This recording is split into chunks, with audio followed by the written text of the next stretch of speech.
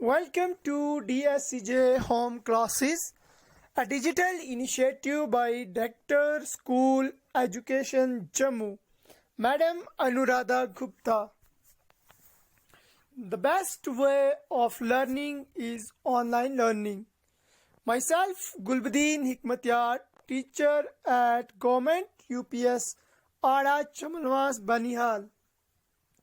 Today I am going to discuss a very important topic, that is force and pressure. तो आइए बात करते हैं फोर्स क्या होती है. Force is defined as a push or pull, or we can say force is the physical quantity that can change the speed, state, direction and dimension of an object. Force होती है किसी चीज को खींचना या धक्का देना. जैसे कि आप फिगर में देख रहे हैं, एक बच्चे दरवाजे को खोल रहे हैं, यानी जोर लगा रहे हैं. तो इस जोर लगाने को हम फोर्स कहते हैं. किसी चीज को धक्का दे दो, उसे भी फोर्स कहते हैं.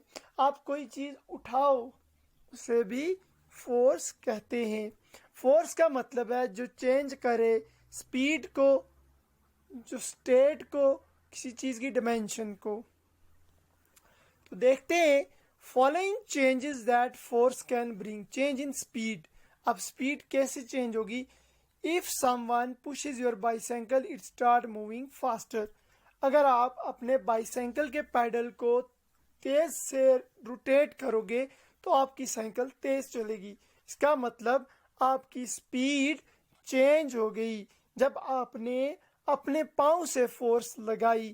तो इस तरीके से जो फोर्स है वो चेंज इन स्पीड करवाता है.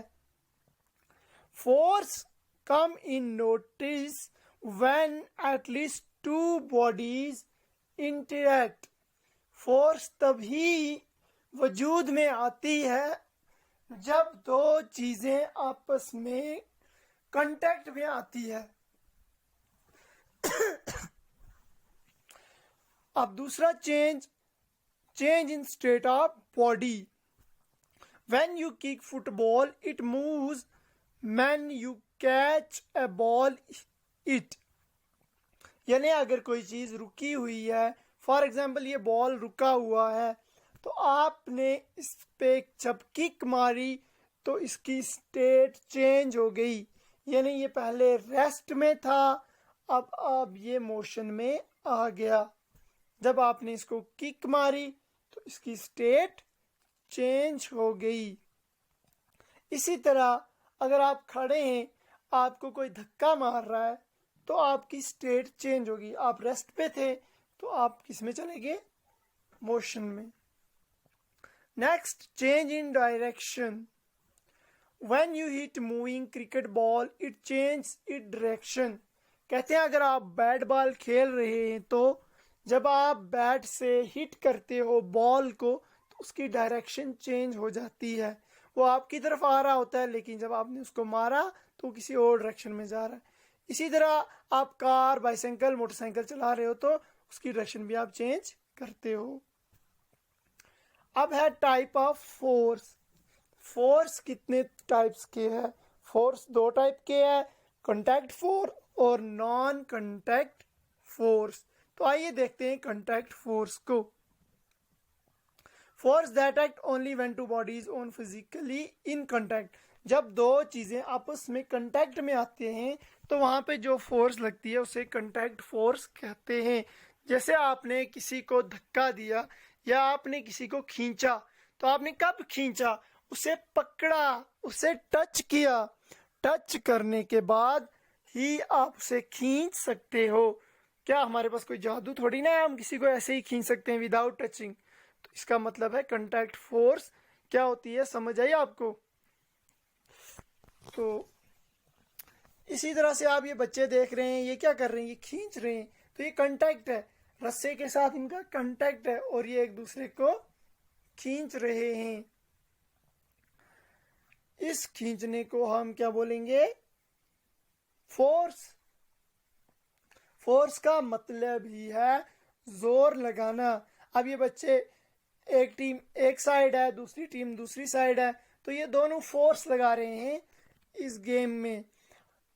तो इन्होंने पकड़ा क्या है, इनके हाथ में एक रोप है, ये वाली टीम अपनी साइड खींच रही है और दूसरी टाइम अपनी साइड खींच रही है। तो ये एग्जाम्पल दिखाई हुई है कि फोर्स होता क्या है। फोर्स मतलब जोर लगाना। ठीक है, इज इट क्लियर? ये था फोर्स के बारे में थोड़ा सा डेफिनेशन, थोड़ी सी एग्जाम्पल्स जो आप लोगों को मैंने समझाई। फोर्स के बाद इसकी टाइप्स आ जाती है, जैसे कांटेक्ट फोर्स और नॉन कांटेक्ट। फिर कांटेक्ट फोर्स में अलग से टाइप्स होती है और नॉन कांटेक्ट्स में अलग से टाइप्स होती है। कांटेक्ट फोर्स जिसमें दो बॉडी आपस में कांटेक्ट में आई, यानी टच में आई। और नॉन कांटेक्ट कौन सी हुई? नॉन कांटेक्ट वो वाली फोर्स हुई जिसमें दो बॉडीज आपस में कांटेक्ट में ना आए, यानी वो आपस में टच नहीं होती है लेकिन फिर भी एक दूसरे के साथ जोर लगाती है। तो जोर लगाने से क्या होगा, जो भी उनको इफेक्ट होगा, जो भी रिजल्ट होगा वो अचीव करते हैं। जैसे आपने मैग्नेट तो देखा होगा, तो मैग्नेट क्या करता है, जहां जहां लोहा होगा मैग्नेट उसको अट्रैक्ट करता है अपनी तरफ। अगर हम लोहे को थोड़े दूरी पे रखें और मैग्नेट को थोड़ी दूर पे रखें तो वो अट्रैक्ट करने की कोशिश करते हैं। तो अब कांटेक्ट फोर्स के बाद हम पढ़ते हैं मैकेनिकल फोर्स। ये वो फोर्स है जो मशीन एक्सर्ट करती है, तो उस फोर्स को हम बोलते हैं मैकेनिकल फोर्स। देख रहे हैं आप टरबाइन्स इन हाइडल पावर स्टेशन। ये कुछ टरबाइन्स बनाई हुई है जो हाइडल पावर स्टेशन में लगती है। उसके बाद muscular force, force exerted by muscle, जो हमारे बॉडी के मसल से फोर्स लगती है उसे हम मस्कुलर फोर्स कहते हैं। जैसे पिकिंग ऑफ स्कूल बैग, तो हमारे अंदर जोर है ना, तभी हमने स्कूल बैग उठाया है। इसके बाद फ्रिक्शनल फोर्स, ये वो अपोजिट फोर्स है जो हमें चलने में मदद देता है। या कोई भी चीज, अगर एक बॉल में यहां से फेंकता हूं, थोड़ी देर के बाद वो रुक जाता है। वो क्यों रुकता है? ड्यू टू फ्रिक्शनल फोर्स, यानी उसको एक फोर्स लगी हुई है जमीन के अंदर से जो उसको रुका रही है, जो उसको चलने में रुकावट पैदा कर रही है। इसी तरह जब हम चलते हैं तो हम नीचे ही क्यों ना चले जाएं, हमें एक उल्टी फोर्स लग रही है जिससे हमारा पाँव वापस उठता है, उसको बोलते हैं फ्रिक्शन फोर्स या फ्रिक्शनल फोर्स। बहुत ही जरूरी फोर्स है ये। अब नेक्स्ट है चेंज इन डायमेंशन। फोर्स से डायमेंशन कैसे चेंज होती है? तो जब फोर्स लगती है तो किसी भी चीज की हम शक्ल चेंज कर सकते हैं। अब ये देखो हथौड़ी रखी हुई है, इस हथौड़ी से हम किसी कील पे मारेंगे या किसी हैंडल पे मारेंगे तो उसकी शेप चेंज हो जाएगी, उसकी शक्ल चेंज हो जाएगी व्हेन अप्लाइंग फोर्स।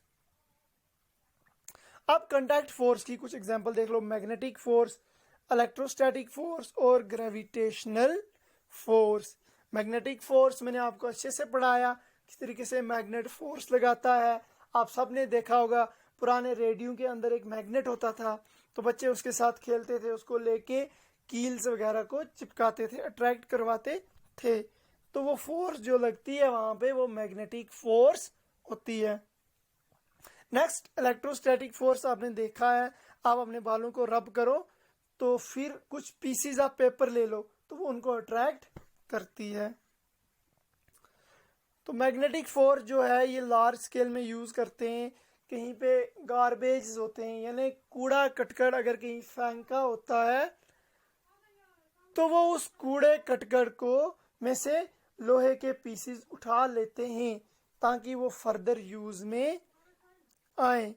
तो इसको बोलते हैं मैग्नेटिक फोर्स।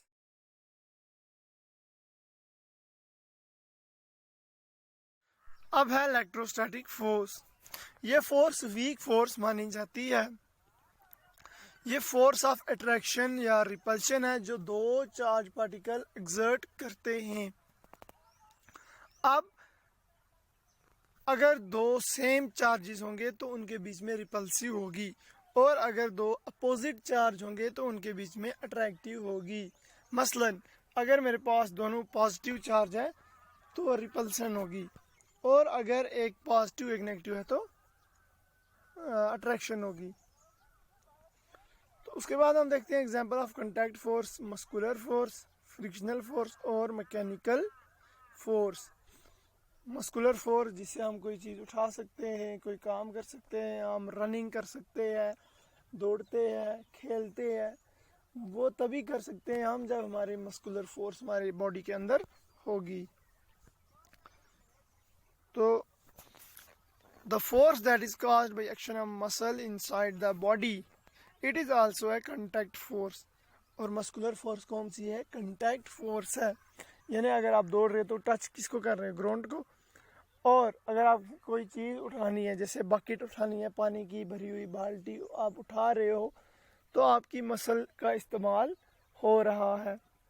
हाथ से ही उठाओगे है ना, तो आपकी मसल का इस्तेमाल हो रहा है। इसी तरह अगर आप दौड़ रहे हो तो आपके बॉडी के मसल का इस्तेमाल हो रहा है, तभी आप दौड़ सकोगे। अब यहाँ पे दिखाया है एग्जाम्पल, जैसे ये ब्लड कॉट है, हॉर्सेस, डंकीज वगैरह, ये अपना मसल लगा रहे हैं। किस लिए? इस बुलक इसको खींचने के लिए। देखो कितने आदमी इसके ऊपर बैठे हैं। ये तभी चलेगा जब ये अपनी मसल फोर्स लगाएंगे। मस्कुलर फोर्स अगर नहीं लगी तो ये नहीं चलेगा। अब देखना ये कुल्ली है, ये बेचारा सामान उठा रहा है, तो ये तभी सामान उठा पाएगा जब इसके अंदर मस्कुलर फोर्स होगी। अब इसके बॉडी में मस्कुलर फोर्स थी तभी इसने ये सामान उठाया है। नेक्स्ट बात करते हैं नॉन कांटेक्ट फोर्स की। नॉन कांटेक्ट फोर्स वो वाली फोर्स है जिसमें कांटेक्ट नहीं होता, दो चीज़ों के बीच में कांटेक्ट नहीं होता। तो ये आप एप्पल का ट्री देख रहे हो, इससे जो ये एप्पल नीचे गिरे हुए हैं, ये इधर उधर क्यों नहीं गिरे, ऊपर की तरफ क्यों नहीं गए? क्योंकि ज़मीन के अंदर ग्रेविटी है, और ग्रेविटी क्या करती है? हर एक चीज़ को अपनी तरफ खींचती है। अब कहता है दो एग्जाम्पल दे दो उस सिचुएशन की जिसमें अप्लाइड फोर्स क्या करे? चेंज करे। किसमें? शेप ऑफ एन ऑब्जेक्ट में। तो जब हम प्रेस करते हैं फोम को, उसकी शेप चेंज हो जाती है। या फिर रबर बैंड को जब हम स्ट्रेच करते हैं, खींचते हैं, तो उसकी भी शेप चेंज हो जाती है। तो यहाँ पे हमने दोनों केसेस में क्या लगाई? फोर्स लगाई। रबर बैंड पे कौन सी फोर्स लग रही है? मस्कुलर फोर्स हमने लगाई, और फोम पे भी हमने मस्कुलर फोर्स लगाई, यानी उसको हम दबा रहे हैं, प्रेस कर रहे हैं। तो प्रेस करने से क्या हुआ? उसकी शेप चेंज हो गई। दोनों केसेस में उनकी शेप चेंज हो गई। इट मीन्स कि फोर्स से शेप चेंज होती है। अब कहते हैं एक ब्लैक स्मिथ हैमर कर रहा है एक गर्म पीस ऑफ आयरन को, जब वो टूल बना रहा होता है। तो how does force due to hammering effect the piece of iron? तो उससे क्या होगा? हैमरिंग हो गया थोड़े से मारना, तो उससे क्या होगा? चेंज हो जाएगी उसकी शेप आयरन की, और उसको किसी भी शक्ल में वो बना सकता है। गोल बनाना हो, है ना, ट्रायंगल बनाना हो, रेक्टेंगल में बनाना हो, किसी भी शेप में बनाना हो, तो वो आराम से उसको बना सकता है। तो इधर क्या हुआ? शेप जो है वो चेंज हो गई। किसी भी चीज़ की शेप चेंज करने के लिए फोर्स की ज़रूरत पड़ी, तो ब्लैक स्मिथ ने हैमर से फोर्स लगाई। अब कहता है उस फोर्स का नाम बताओ जो लग रही है प्लास्टिक बकेट में जिसमें पानी भरा है, और वो ग्राउंड से ऊपर उठा रहे हो आप अपने हाथ से। डिस्कस करो फोर्स जो एक्ट हो रही है बकेट पे। डू नॉट ब्रिंग, वो चेंज नहीं ला रही है स्टेट ऑफ मोशन पे। तो देखिए muscular and gravitational force act होने प्लास्टिक बकेट। मस्कुलर फोर्स से आप ऊपर उठा रहे हो, और ग्रेविटेशन फोर्स को नीचे की तरफ खींच रही है। तो उससे क्या होगा? आपको ज़्यादा फोर्स लगानी पड़ेगी। आप ग्रेविटेशनल फोर्स ज़मीन के ग्रेविटी से लगती है, और वो हर एक चीज़ पे लगती है जो भी ज़मीन के ऊपर है, वो उसको अपनी तरफ खींचने की कोशिश करती है।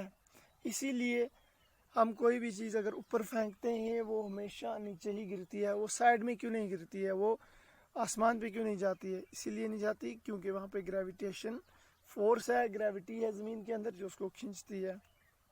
अब ग्रेविटेशन फोर्स की बात करते हैं। ये फोर्स है जो अर्थ लगाती है ग्रेविटी की वजह से। सारे ऑब्जेक्ट्स पे, जितनी भी चीज़ ज़मीन पे है, उन सब पे ग्रेविटी फोर्स लगती है। अब कहता है दो एग्जांपल दे दो, each of change you push or pull the change to change the state of motion of object. तो कहता है जब हम बाईसाइकिल चलाते हैं, धक्का देते हैं तो वो मूव करता है। ये क्या हुआ, उसकी स्टेट चेंज हो गई, पहले वो रेस्ट में था अब वो मोशन में आ गया। इसी तरह अगर हम किसी टेबल को खींचते हैं तो उसकी स्टेट चेंज हो जाती है। The force acting on the bucket do not bring a change. अब जो फोर्स लग रही है किस पे, बाल्टी पे, वो चेंज नहीं करती स्टेट ऑफ मोशन। क्यों? They are acting in opposite direction with equal magnitude, therefore the net force on bucket remain zero. इसलिए वहाँ पे नेट फोर्स जो है वो जीरो रहेगी। अगर आप जितना खींच रही हो नीचे ग्रेविटी भी उतनी लग रही है तो नेट फोर्स जीरो हो जाएगी। अब उसके बाद है हमारे पास प्रेशर। तो प्रेशर क्या होता है, फोर्स पर यूनिट एरिया। किन फैक्टर्स पे ये डिपेंड करता है, ये फोर्स पे डिपेंड करता है डायरेक्टली और एरिया पर इनवर्सली। मतलब ये हुआ कि अगर हम किसी चीज़ पे फोर्स लगा रहे हैं तो उसका प्रेशर बढ़ेगा, जितना फोर्स लगेगा उतना प्रेशर बढ़ेगा, और जितना ज़्यादा एरिया होगा उतना प्रेशर कम होगा। डायरेक्टली का मतलब है बराबर, और इनवर्सली का मतलब है अगर एक चीज़ बढ़ेगी तो दूसरी कम होगी। इसलिए प्रेशर जो है वो एरिया पे कम होगी, जितना एरिया बड़ा होगा उतना प्रेशर कम होगा। अब बात करते हैं इसकी यूनिट का। यूनिट हो गया किस तरीके से हमें मापते हैं कि कितना प्रेशर लग रहा है। जैसे आप दुकान पे जाते हो, बोलते हो 2 किलो चावल दे दो, 1 दर्जन संतरे दे दो, तो ये क्या है, यूनिट है ना कि कितना चाहिए हमें। इसीलिए प्रेशर को जो हम कितना चाहिए उसके लिए लगता है पास्कल, उसका यूनिट है पास्कल। 1 पास्कल 1 न्यूटन पर मीटर स्क्वायर, क्योंकि पास्कल है फोर्स पर एरिया। अब कुछ फैक्ट पढ़ते हैं। स्कूल बैग है वाइड स्ट्रिप। स्कूल बैग को वाइड स्ट्रिप क्यों होती है, क्योंकि उसका एरिया जो है वो बढ़ जाता है और प्रेशर कम लगता है, इसलिए हमें उसका वजन जो है वो कम महसूस होगा। अब उसके बाद कहता है डैम्स को वाइड बेस होता है, यानी जो डैम्स होती है उनके एरिया जो होता है बहुत वाइड होता है। ऐसा क्यों होता है, क्योंकि ऐसा इसलिए होता है जितना ज़्यादा एरिया होगा प्रेशर उतना कम होगा, और प्रेशर जितना कम होगा उतना नुकसान कम होगा, इसलिए डैम्स का एरिया बड़ा होता है। तो देख लिए आप प्रेशर क्या होता है। It is defined as a force exerted per unit area, कि एक यूनिट एरिया में कितनी फोर्स लग रही है उसे प्रेशर कहते हैं। अब आपके पास यहाँ 2 एग्जाम्पल है, एक हैमर और नेल लिया हुआ है, यानी कील। तो ये इसे कील को हैमर कर रहा है, तो कितने एरिया में कर रहा है और कितनी फोर्स लग रही है उससे हम बोलेंगे प्रेशर। दूसरी साइड आप देख रहे हो बॉटल में हॉट वाटर भरा था, तो ये वाटर का एरिया जो है ये बढ़ गया, क्रश हो गई बोतल, तो यहाँ पे कौन सा प्रेशर लग रहा है, यहाँ पे एटमॉस्फेरिक प्रेशर लग रहा है। तो डैम है wide base. We know that pressure is inversely proportional to area. Pressure जो है वो प्रेशर के उल्ट है, यानी प्रेशर बढ़ेगा तो एरिया घटेगा, प्रेशर बढ़ेगा, एरिया बढ़ेगा, प्रेशर घटेगा। तो इसलिए क्या होगा, therefore more is the area, less is the pressure exerted, therefore high pressure exerted by dams is reduced। इसलिए जो प्रेशर है डैम्स का वो रिड्यूस हो जाता है। It is difficult to peel vegetable with blunt knife. अब एक साइड देखें आप, यहाँ पे तेज़ चाकू है और इस साइड में ब्लंट है। ब्लंट वाले ने सेब को तो नहीं काटा और शॉप वाले ने सेब को काट दिया। ऐसा क्यों है, क्योंकि इसका प्रेशर ज़्यादा था, ब्लंट वाले का एरिया ज़्यादा है और शॉप वाले का एरिया कम है, इसलिए प्रेशर ज़्यादा था और उसने काम जल्दी फाइनल किया। Next is fluid. Fluid are those that can flow. जो भी चीज़ फ्लो करे यानी बह जाए तो उसे फ्लूइड कहते हैं। Example liquid and gas. जैसे कि आपने देखा होगा, आप दूध को यहाँ पे डालो, दूध वहाँ तक चले जाएगा, यानी फ्लो करेगा। फ्लो मतलब अपने आप जो चीज़ बह जाए। पानी है, पानी को थोड़ी देर में रखो, पानी भी वहाँ तक चला जाएगा। और इसी तरह गैस जो है, ये सारे फ्लूइड है। Next is fluid pressure. It is defined as pressure exerted by fluid. अब फ्लूइड जो प्रेशर लगाते हैं हम उनको कहते हैं फ्लूइड प्रेशर। जैसे पानी ले लो किसी चीज़ में, एक बैलून में पानी डालो तो बैलून का वॉल्यूम बढ़ता जाएगा, इट मीन्स कि उस पर प्रेशर लग रहा है। तो कुछ डिस्कस करते हैं फैक्ट जो हमारी डेली लाइफ के फैक्ट्स हैं, आइए उनको नज़र मारते हैं। कहता है क्लाइंबर क्यों अपने साथ ऑक्सीजन के सिलेंडर लेता है जब वो हाइट पे चढ़ने जाता है? वो इसलिए क्योंकि एटमॉस्फेरिक प्रेशर डिक्रीज करता है हाइट के साथ, इसलिए ऑक्सीजन उसको जो ब्रीथिंग के लिए होता है वो कम होता है, इसलिए वो अपने साथ ऑक्सीजन सिलेंडर लिए चलता है। तो अगर एटमॉस्फेरिक प्रेशर कम होगा तो क्या होगा? उसको नौजिया हो सकता है, उसकी ब्लड वेसल्स फट सकती है, ठीक है ना, उसको नाक से ब्लीडिंग आ सकती है, खून आ सकता है, तो इसीलिए उसको ऑक्सीजन लेना ज़रूरी है। अब कहता है it is easier to hammer sharp nail. Sharp nail जो है उसको आसानी से हम हैमर कर सकते हैं, यानी कहीं पे हैमरिंग कर सकते हैं, यानी कहीं पे लगा सकते हैं। क्यों? क्योंकि उसका एरिया कम है और प्रेशर उस पर ज़्यादा लगेगा, इसलिए वो आसानी से किसी भी सरफेस में चला जाएगा as compare to blunt nail. अब एक्टिविटी करते हैं जो हमें दिखाएगी कि प्रेशर इंक्रीज होता है विद डेप्थ से, यानी जितना कोई चीज़ गहरा होगा उतना प्रेशर उसमें ज़्यादा होगा। पानी में जितना पानी गहरा है, तो आइए देखते हैं। एक प्लास्टिक का कंटेनर ले लो, 3 होल बना लो, सुराख बना लो इसमें 3 जगहों पे, put the water under the tap, और टैप से पानी डालो। देखो जो सबसे नीचे पानी है वो कितना दूर जा रहा है, इट मीन इसका प्रेशर नीचे ज़्यादा है डेप्थ पे, और जो सबसे ऊपर है देखो वो बिल्कुल साथ में से गिर रहा है, इसका मतलब यहाँ पे प्रेशर कम है, डेप्थ में ज़्यादा है और टॉप पे कम है। How gas pressure can be measured. अब गैस प्रेशर को मेजर कैसे करेंगे, कैसे हमें पता चलेगा कितना प्रेशर है? तो उसके लिए हमारे पास इंस्ट्रूमेंट है मानोमीटर। मानोमीटर के अंदर मरकरी होती है दोनों आर्म्स में, तो इस तरीके से हम इसका इस्तेमाल कर सकते हैं प्रेशर चेक करने के लिए। प्रॉपर्टीज ऑफ फ्लूइड प्रेशर, तो प्रेशर इंक्रीज करता है विद इंक्रीज इन डेप्थ, जितना नीचे डेप्थ होगी, गहराई होगी, उतना प्रेशर पानी में इंक्रीज करेगा। प्रेशर डिक्रीज करता है विद हाइट, जितना हम ऊपर पहाड़ी पे जाएंगे प्रेशर कम होता जाएगा। तो बात करते हैं आप एटमॉस्फेयर की। एटमॉस्फेयर क्या है? हमारे आसपास जितनी भी हवा चल रही है, हवा है ये जो हम देख रहे हैं, हवा का एनवेलप है, इसे हम एटमॉस्फेयर कहते हैं। और एटमॉस्फेरिक प्रेशर क्या है?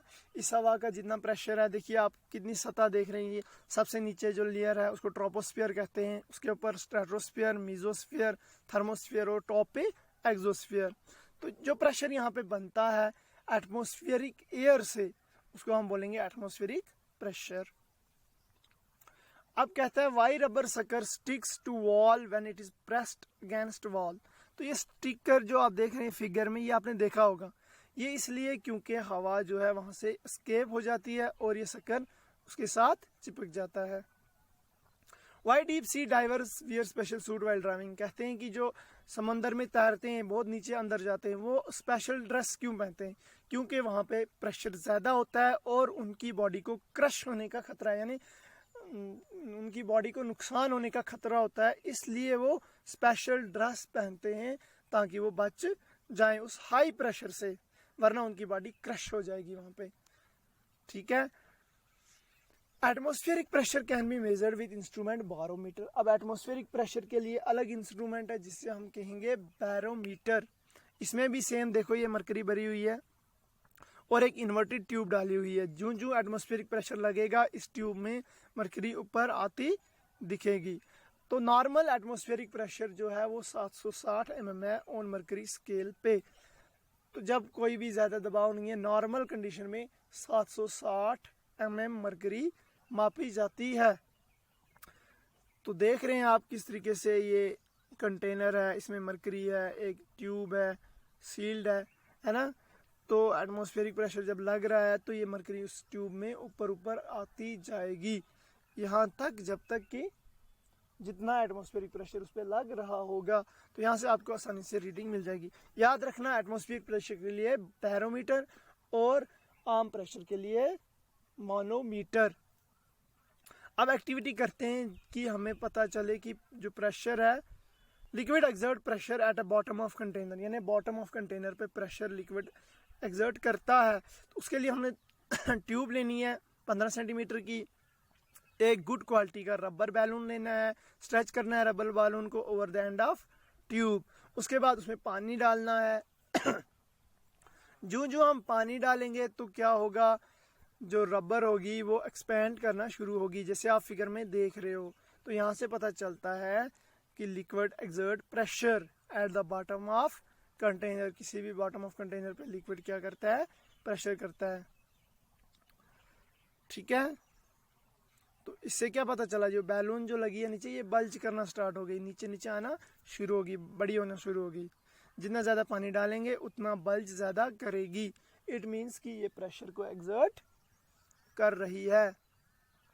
फिगर आप देख रहे हो आराम से किस तरीके से बैलून जो है वो बल्ज हो रही है। जब हमने इसमें पानी डालना, पहले केस में देखो थोड़ा पानी था तो थोड़ा बल्ज हुई, दूसरे केस में पानी फुल हुआ तो बैलून भी और ज़्यादा बल्ज हो गई। ठीक है, अब वर्किंग ऑफ मानोमीटर। मानोमीटर कैसे काम करता है, जो the gas present exert pressure, therefore mercury level moves down in one limb and rise in another limb. The difference in level of mercury in both are determining gas pressure. अब एक limb से pressure नीचे जाएगा और दूसरे mercury नीचे जा रही है और दूसरे में ऊपर आ रही है। अब जो इन दो के बीच में डिफरेंस है वो हमें बताता है कि कितना गैस प्रेशर है। जो ये h सेंटीमीटर लिखा है ना, यही हमें बताता है, ये डिफरेंस है इस लिम्ब का और इस वाले लिम्ब का।